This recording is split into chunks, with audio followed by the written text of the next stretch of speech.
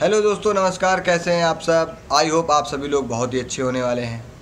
तो गाइस, इस समय जो चल रहा है टॉपिक, या हम लोग कहें कि जो ब्याने के बाद चीज़ें आती हैं, या उनमें से कौन सी जो बीमारी है इस समय जो ज़्यादा चल रही है, जिससे हमारे पशुपालक भाई परेशान हो रहे हैं। तो दोस्तों, आज जो हम लोग जिस टॉपिक के बारे में बात करने आए हैं वो टॉपिक है मिल्क फीवर के बारे में।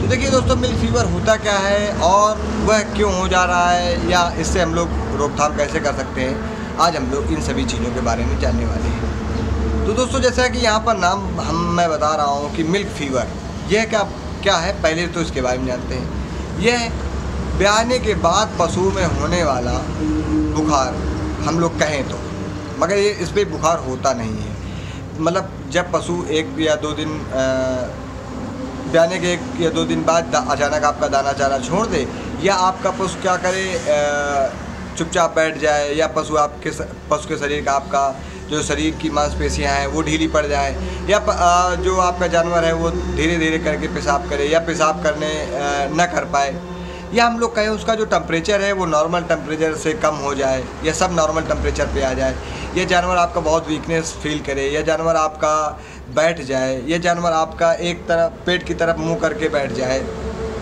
यह जानवर आपका चलने पर भी कुछ देर पर बैठ जाए। इस प्रकार की अगर आपके पशु को कोई भी इस प्रकार की दिक्कतें आ रही हैं, तो वहाँ पर हम लोग यह मानते हैं कि आपके पशु को मिल्क फीवर हो गया है। या आपका पशु दांत किटकिटा रहा हो, या आपका पशु बार बार बैठ जा रहा हो और आप बहुत बार उठाने का प्रयास कर रहे हो, उठ नहीं पा रहा हो, तो इस प्रकार की दिक्कतें आती हैं, तो ये मिल्क फीवर के कारण होती है। अच्छा, अब ये जो मिल्क फीवर हो रहा है दोस्तों, ये क्यों हो जा रहा है? देखिए, इसके कई प्रकार से कारण हैं। पहला कारण क्या है, जैसे मिल्क फीवर यहाँ पर हम लोगों ने नाम लिया है, तो यहाँ पर जो बीमारी है, किससे मेनली एसोसिएटेड बीमारी है, यह कैल्शियम से एसोसिएटेड बीमारी है। मतलब यह कैल्शियम की कमी से होने वाली बीमारी है।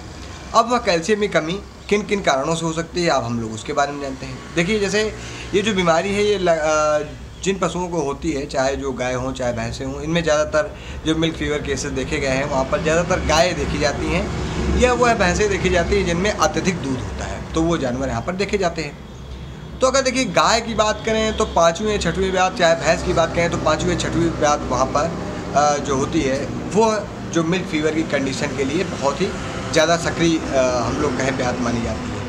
क्योंकि यहाँ पर क्या होता है, यहाँ पर जो पशुपालक होता है वो अपने पशु से अच्छा दूध तो निकाल लेता है, बहुत सारा दूध अच्छा निकाल लेता है, मगर उसको उस प्रकार का राशन नहीं दे पाता जिस प्रकार से उस पशु को राशन की आवश्यकता थी।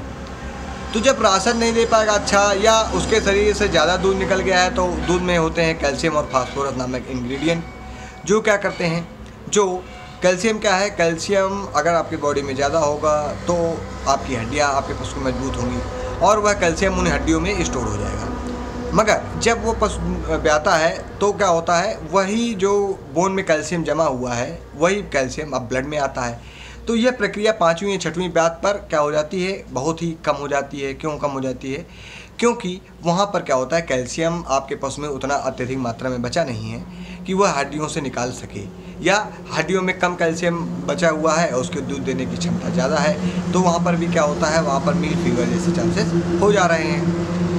फिर उसके बाद अगर हम लोग बात करें कि कहीं कहीं पर यह भी देखा गया है कि पहली ब्यात पर भी कहीं कहीं इस प्रकार की समस्याएं आई हैं। हाँ, तो देखिए, पहली ब्यात पर जो इस प्रकार की समस्याएं आई हैं वो एकदम नगण्य हैं। मतलब हम लोग कहें 1 या 2% केसेस आते हैं, वो भी उसी प्रकार से केसेस होते हैं जो क्या होते हैं, जिनकी आहार या जिनकी जो डाइट है, वो जिन पशुओं की जो डाइट है वो कमज़ोर रही है, या आपने क्या किया है, कम किया है। इसके बाद और किस प्रकार से ये जो मिल्क फीवर जैसी समस्याएं हैं वो आ सकती हैं। देखिए, क्या होता है, हमारे पशुपालक भाई कुछ लालच के बस, जब आपका पशु मान लीजिए प्रेग्नेंट हो गया है, ठीक है, तो बहुत सारे पशुपालक क्या करते हैं, उसको 7वें 8वें महीने तक दूहते चले जाते हैं। तो उसमें जो कैल्शियम का डिपोजिशन होना चाहिए बॉडी में या बोन्स में, वो उतना प्रॉपर हो नहीं पाता है। जब वो उतना प्रॉपर हो नहीं पाता है तो क्या होता है, आपने 8वें महीने में अपने मान लीजिए गाय को छोड़ा या भैंस को छोड़ा, और 1-2 महीने उसके लिए बचा कैल्शियम स्टोर करने के लिए टाइम, और उस समय पर आपने ना कोई फीड सप्लीमेंट दिया, ना कोई कैल्शियम का सप्लीमेंट दिया, तो इसके कारण जो पशु के जो शरीर में कैल्शियम की डिफिशियंसी है वो हो जा रही है। तो जब पशु के शरीर में कैल्शियम की कमी हो जाएगी, कैल्शियम का डिपोजिशन अच्छा नहीं होगा, तो वहाँ पर क्या होगा, वहाँ पर जब ब्यात का समय आएगा, ब्यात के 1 से 2 दिन के अंदर क्या हो जाता है, कैल्शियम का इम्बैलेंस हो जाता है। कैल्शियम का इम्बैलेंस किस प्रकार से हो जाता है, कैल्शियम बोन से ब्लड में नहीं आ पाता है, जिसके कारण क्या हो जाता है, ब्लड में कैल्शियम का लेवल गिर जाता है। और जब ब्लड में कैल्शियम का लेवल गिर जाता है तो वहाँ पर क्या होता है, वहाँ पर होता यह है कि पशु को मिल्क फीवर जैसी समस्याएं आ जा रही हैं। तो अभी तक हम लोगों ने इस प्रकार से जाना कि किस प्रकार मिल्क फीवर जैसी समस्याएं हैं और क्या होता है, जानवरों में ज़्यादा कोलेस्ट्रम निकलने के कारण भी यह प्रक्रिया हो जा रही है। जैसे पहले दिन जब कोलेस्ट्रम निकलता है तो इस प्रकार की समस्याएं हो जा रही हैं। तो दोस्तों 1 मिनट आपको इंतजार करना पड़ेगा, हम अभी आते हैं।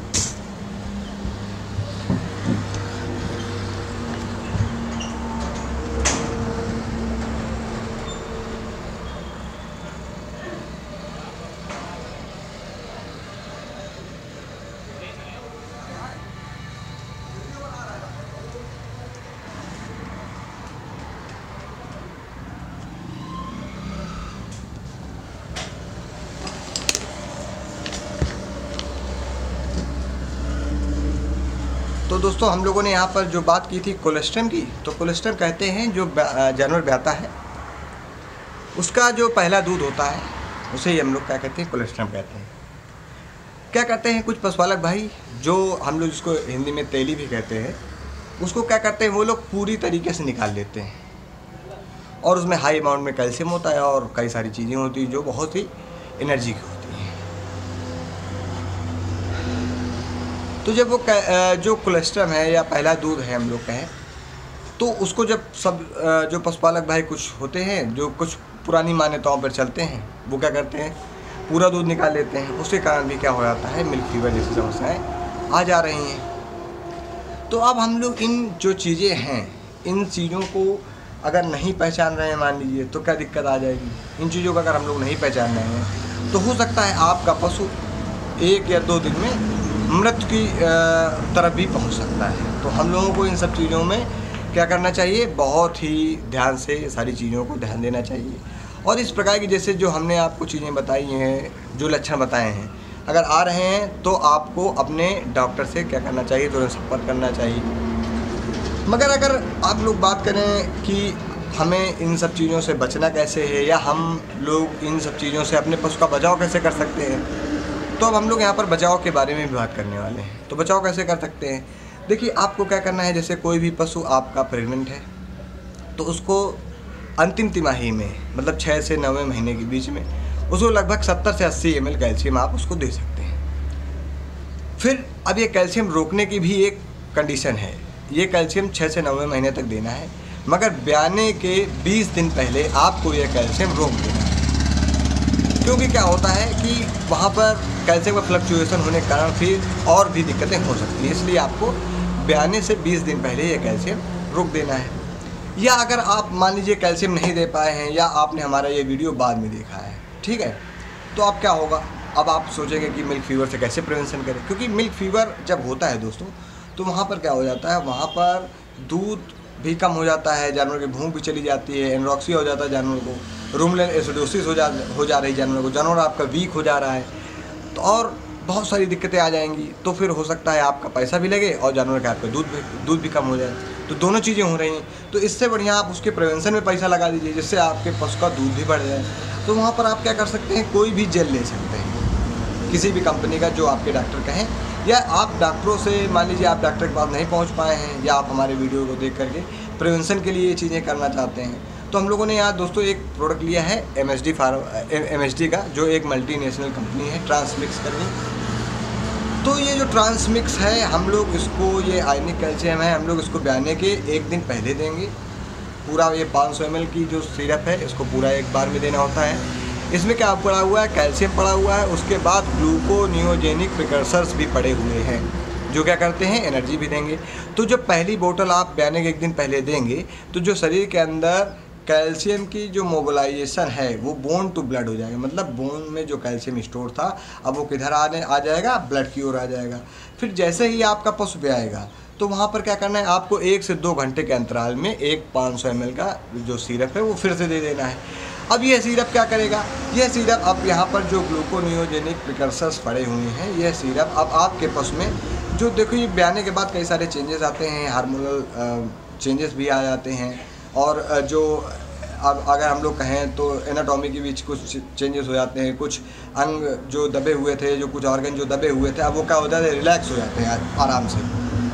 तो अब वहाँ पर बहुत सारे चेंज आते हैं, और मेंटल स्टेटस का भी चेंज हो जा रहा है, और वहाँ पर स्ट्रेस जैसी कंडीशंस भी आ जाती हैं जब पशु आता है, क्योंकि वो कई पशुओं में ये जो चीज़ें हैं ये नई होती हैं, या कई पशु इस ट्रॉमा भाई ये जो ब्याज का समय है ये एक प्रकार से दर्द का समय तो होता ही है, तो वहाँ पर पशु आपका स्ट्रेस में भी आ जाता है। तो वहाँ पर जब ये ग्लूकोनियोजेनिक प्रिकर्सर्स जो इसमें पड़े हुए हैं वो क्या करेंगे, ये जो भी मैंने ये सारी चीज़ों के बारे में बात की है उन सभी चीज़ों को ये रिलीव करेंगे और आपके पशु को नेगेटिव एनर्जी में जाने से बचाएंगे। तो आपका पशु क्या होगा, मेंटेन रहेगा। अब ब्याह गया है, आपने 2 घंटे बाद ट्रांसमिक्स एक और दे दिया है, उसके बाद क्या करना है आपको 48 घंटे बाद, जब जैसे मान लीजिए आपने जितने समय बाद ट्रांसमिक्स दिया था उसके 48 घंटे बाद मतलब 2 दिन बाद आप वहाँ पर एक सिरप और दे सकते हैं। तो ये तीसरा सिरप क्या करेगा, ये तीसरा सिरप आपके पशु की जो उच्चतम दूध देने की क्षमता है वहाँ पर, यानी